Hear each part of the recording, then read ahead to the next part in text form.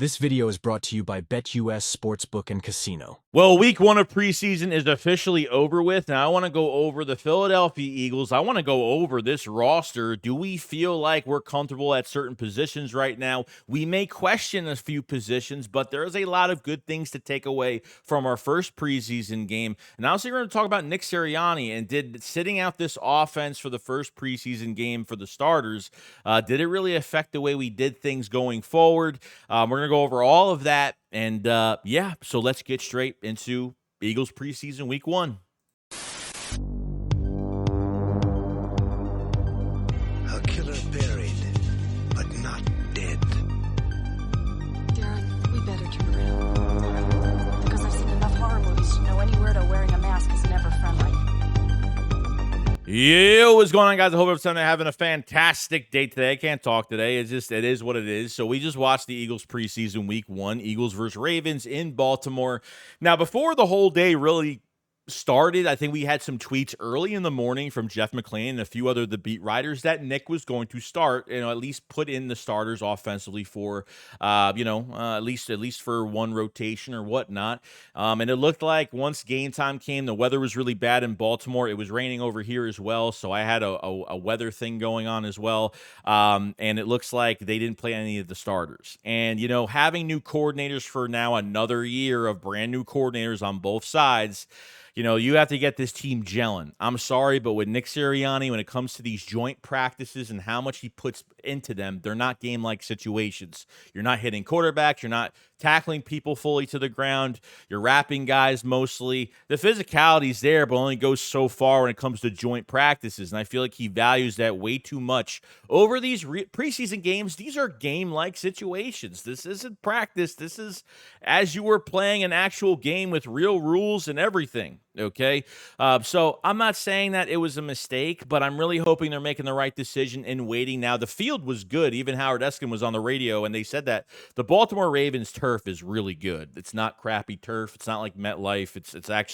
It's sustainable really well. But Nick made the call that he was not going to put the starters on. And that sucks because I feel like with certain positions, you want to see like new guys at wide receiver 3 go in there with all the attention that these other guys get and see what they look like with all the attention and all these weapons around.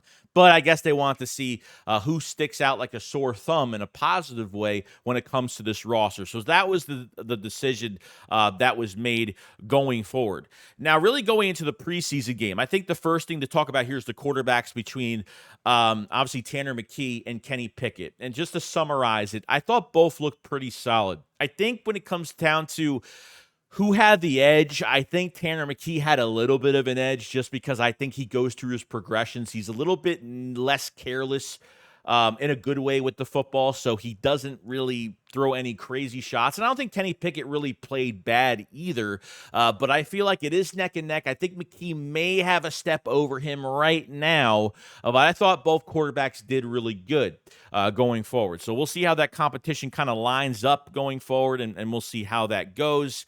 So we'll see. Now, to get into the wide receiver 3 position, we know that Paris Campbell is out with a groin injury. He did not play in the offense, but we get to see, who was the best receiver today, really. Who stuck out and really wowed us? To be honest with you, nobody really wowed us. But I think the one receiver that actually had separation was Britton Covey. Okay, he had a screen pass. He was so fast in open space. Now, there was one, I think it was from Kenny Pickett. There was one time that Covey ran a slant wide open. Pickett didn't even see him. They threw it to Lou Nichols. They threw it to the running back to the right side. Totally missed him. That would have been a big gain for Britton Covey. He showed up really well. He was the best receiver that played.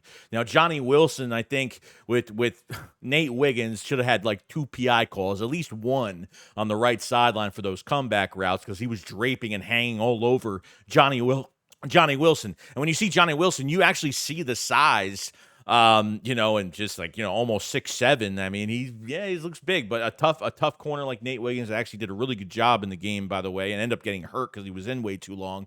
Got some good licks on us in this game. So Johnny Wilson didn't really play that much, had a few opportunities, but he really didn't stay in the game for too long. Didn't really say, because I have to take everything with a grain of salt here. I can't, and I could do an analysis of the first game, but I can't say that the wide receiver 3 position wowed me to death that I'm saying, oh, yeah, this guy is starting day one. I still feel like it's up in the air. Paris Campbell hasn't played a real game yet. Hopefully he can make it to next week's preseason. They're not going to rush him back, but he really needs to show up next week because if I'm seeing a night and day change from Paris Campbell to some of the other guys, then that's great. You know what I mean? But I think Covey obviously has a roster spot here.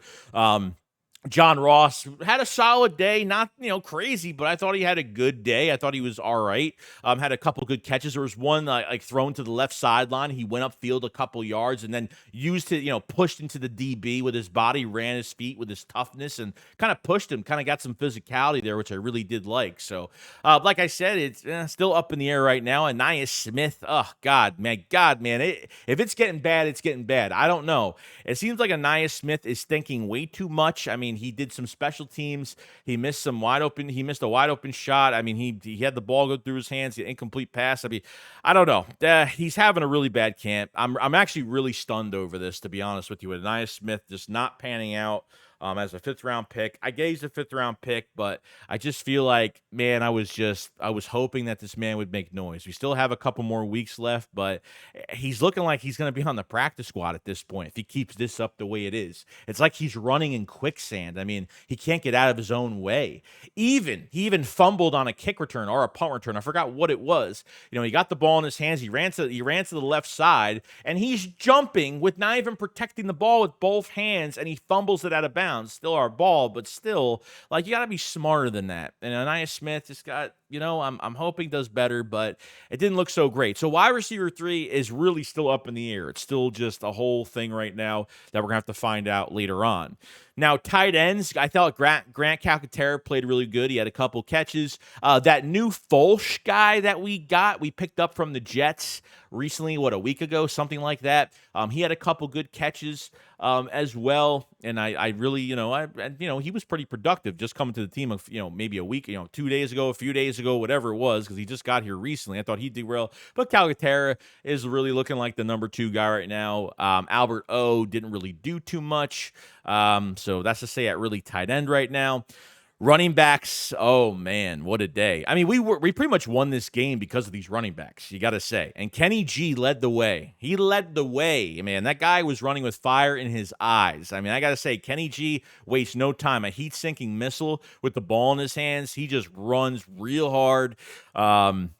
Had a fantastic day. Nichols, another guy that I really liked. Man, just got some really, really good, his feet are really good. His movement's awesome, amazing, got big chunk yards. I mean, even Price, the kid Price, he was amazing. And I like Price because he's got a little bit of elusiveness in his feet. So sometimes he'll do a quick jump cut and, some defenders are just, too slow to catch him at times and was running upfield and running into guys using that physicality. I really liked him. Kendall Milton, north and south runner, pushing piles with his body and just being strong, and I thought he played really well. And then my favorite is Will Shipley. This man has solidified himself to be that true dual threat that we've wanted. Now, we have Saquon Barkley. We have to remember that. But I got to say, this Danny Woodhead, there is a future here. This is Danny Woodhead 2.0, and the ceiling is really high. Okay, some of the runs to the inside where I think his vision is going to take him really far. Okay, didn't fumble the ball, didn't drop the ball, nothing, and that was one of the biggest questions in Clemson. But I thought he did a fantastic job, even on that touchdown he had as a receiving back when he just ran from the backfield to the end zone, and just that unified movement after the catch. I can't wait to see this guy in open space, middle of the field, and what he does, and how he outruns the whole defense, like the way he's going to do. I don't know, man. Will Shipley is nice, is really good. Then that's just a sample size of what we got from him, and I felt really good. And we always got to remember we have Saquon Barkley here. So how many running backs are they going to keep? Are they going to keep 4? I mean, I'd be shocked if they actually kept 4. This is going to be a hard decision to make. We need depth at other positions. Do they really need 4 guys with, Saquon Barkley making $12 million? He's going to get a lot of snaps. Are you going to be able to get, snaps throughout games between 4 running backs? It's going to be very hard to do that. 3 I could deal with. 4 is going to be a lot. So we'll see what happens with that. So I liked all of the running backs. Thought they all did fantastic. Going forward, can't wait to see what camp is going to bring out of these guys. Now, most importantly, like what is the position that really makes everything work?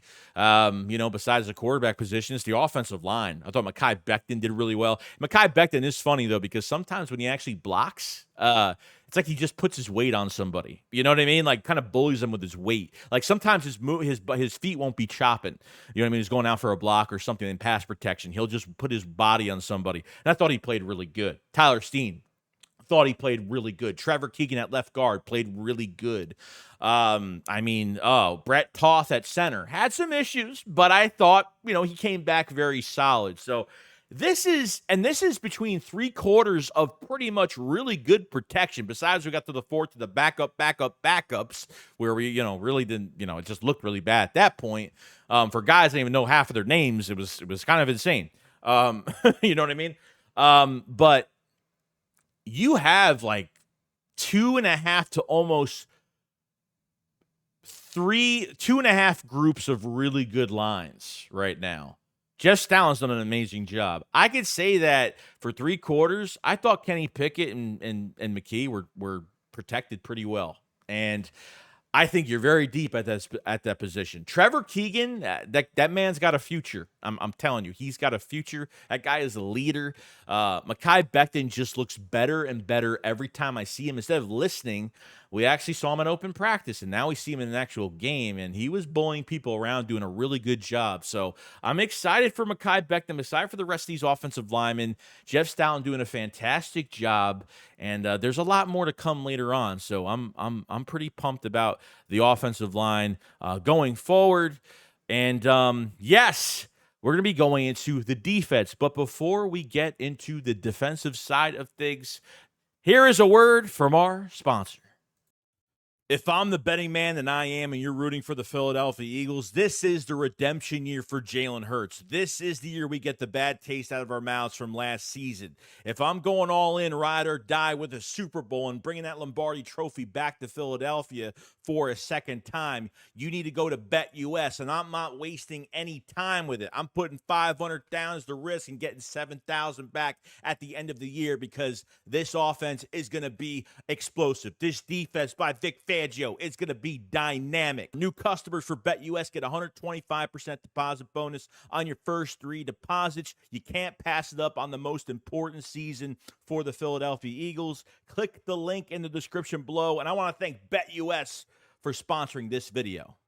So going to the defensive side of the ball, interesting enough, Vic Fangio has got a lot to deal with right now. I still feel like this defense needs work going forward.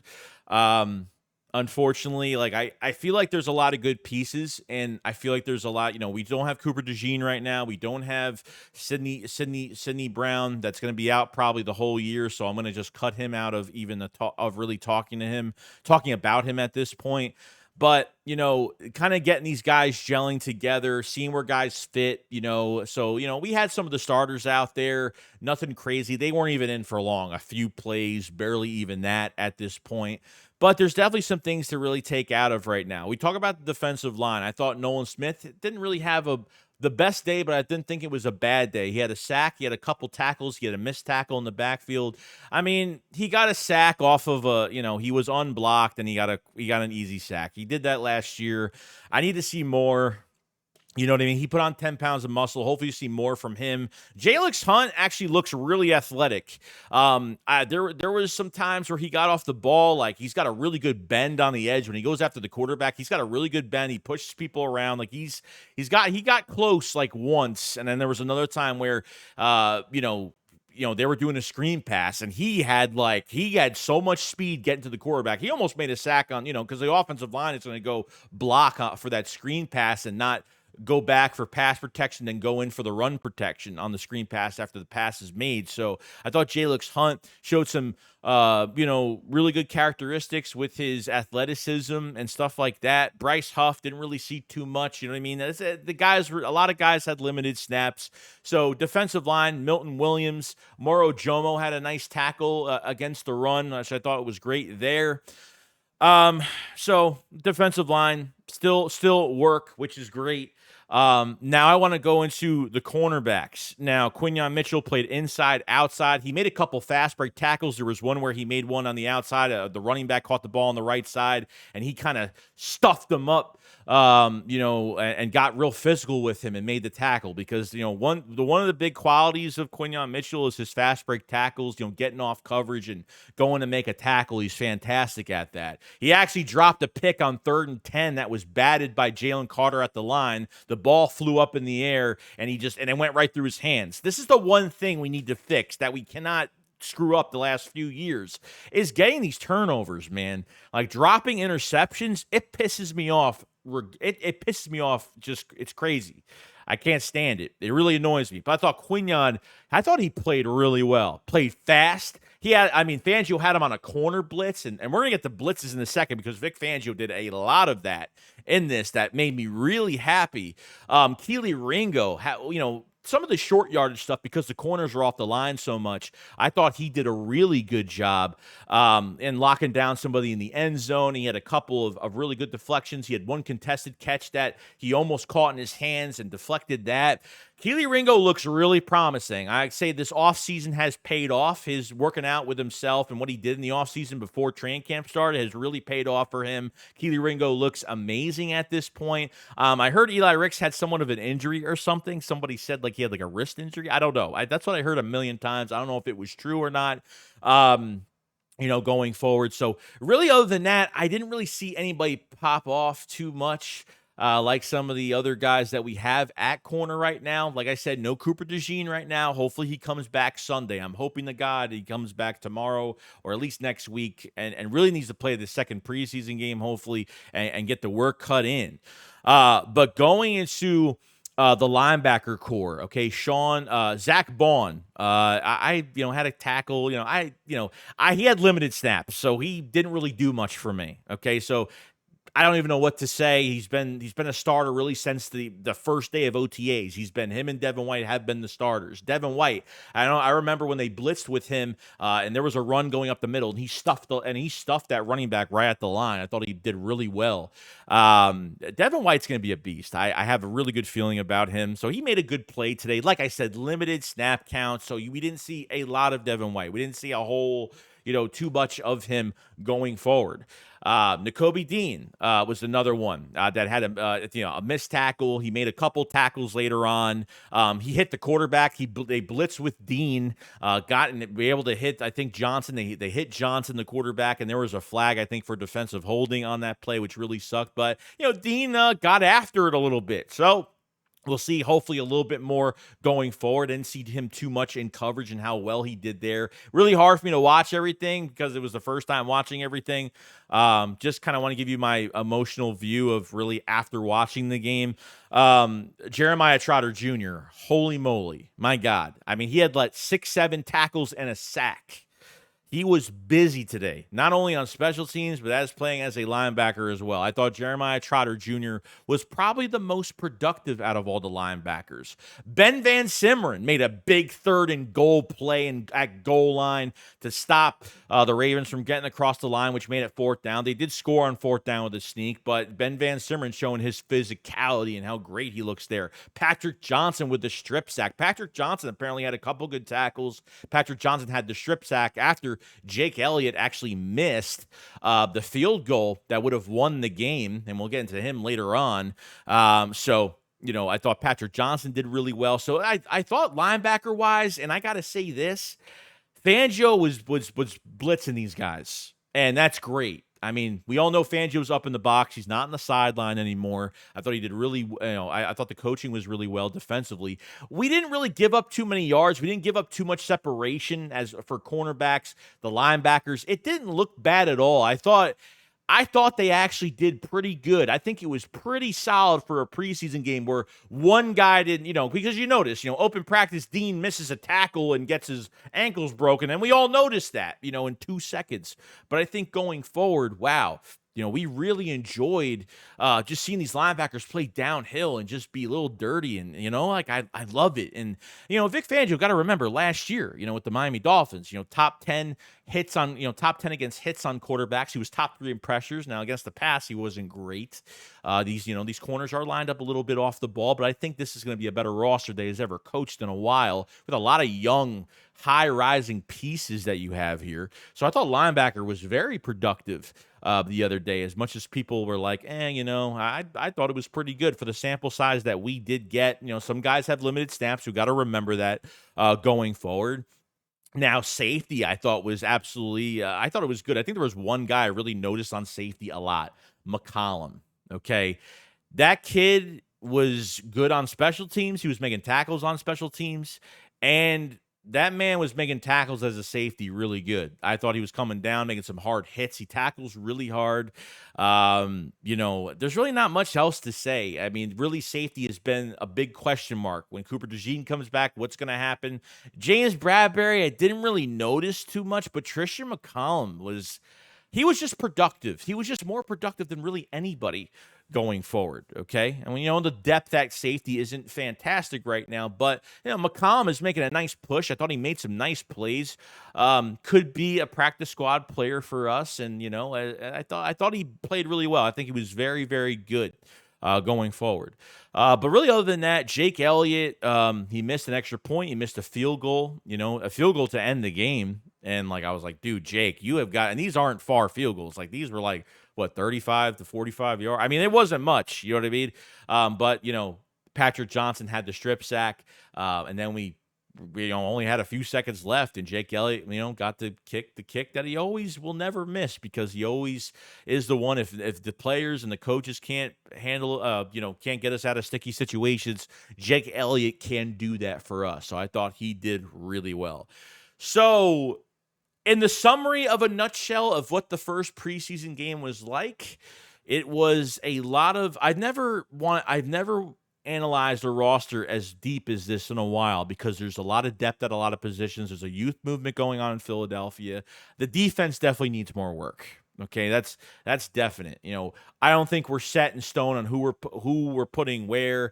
Isaiah Rodgers didn't really play that fantastic on limited snap count. He got beat a couple times in this game, but you got to remember, this is the first preseason game. A lot of these guys, we haven't played in a while. The first game is the first game. Once they get into the second preseason game, I think we'll look a little bit better. Some of the guys will look a little bit better going forward. I had a lot of people in the comment section too that were, oh my God, the offense looks horrible, the defense looks horrible. You guys have to remember, we're just calling plays. We're not scheming against teams in preseason. We're not showing all our cards on the table of what Vic Fangio is doing or what Kellen Moore is doing, okay? So hopefully some changes next week. Hopefully we see bigger and better things from a lot more players. I don't think any position is really solidified besides the ones we already really know. Safety is still a big question mark. Linebacker is a question mark. I want to see what, Zach Bond does in the next game. Devin White, did all right. Defensive end, edge rushers, you don't have much depth behind it. Defensive line doesn't have much depth. Simple as that. Fangio really has to calculate, blitzes, stunts, I don't know, something with this defense. And he did plenty of that, which I was really happy about. So I felt really good about that whole situation defensively, but it's still a big work in progress, guys. The big work in progress. And offensively, let's see if they put the starters out next week. And wide receiver 3 is still wide open right now. It seems like Mekhi Becton is leading for that right guard position. And I like the group of running backs today. I can't really be picky. I actually liked all of them. I mean, I didn't think I was ever going to say that, but I'm a big fan of all these guys. Thought they all played well, and we'll see what happens next week. And that's pretty much it, guys. So if you guys haven't subscribe to the channel for more Eagles news every single day. We stream all the preseason games every week, and we'll be streaming all the regular season games. So definitely like the video. This helps the channel out tremendously, and the link in the description for all ways to support the channel is I do appreciate it so much. Hope you guys enjoyed the stream today. And sorry about my end of the second quarter because I had a flood warning, hurricane, and my internet went out for a few minutes and had to come back later on. So I want to apologize to everybody that showed up and had to deal with that. It will never happen again. Not my fault. Stuff just happens. And that's pretty much it. So you guys enjoy the rest of your day, and I can't wait to see more. That's really all I could say about it. You guys have a fantastic day. Let me know your thoughts in the comment section below. What was your favorite part of the first preseason game? What player, what position, or do you think there's a lot of things still up in the air? You guys let me know. I'll see you guys on the next one. Shicks, what up? Follow side. Peace out, guys. Peace. And I want to thank BetUS for sponsoring this video. Click the link below. Thank you. See you later. Bye-bye.